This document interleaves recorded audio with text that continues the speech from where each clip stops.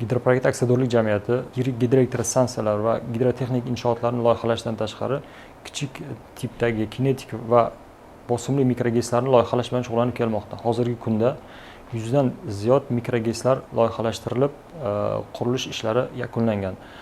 O'zbekiston Respublikasi Prezidentining 1-may 2026-yilda qabul qilingan 163-son qaroriga muvofiq Qashqadaryo viloyati Kitob tumanida Varganza qishlog'ida Varganza mikroGES qurilishi nazarda tutilgan. Ushbu mikroGESimiz 12,5 metr bosimda 3 metr taqsim sekund suv hajmida 300 kW olish imkonini beradi. Ushbu obyektimizda kerakli asbob uskunalarini mahalliylashtirish dasturi doirasida O'zbekgidroenergiya aksiyadorlik jamiyatiga tegishli O'zgidropower zavodida ishlab chiqarilgan asbob uskunalar o'rnatiladi. Ushbu mikroGESimiz orqali yiliga 1,5 million kWh elektr energiya ishlab chiqariladi va shu orqali 625 xonadonni doimiy barqaror elektr energiya bilan ta'minlash imkonini beradi.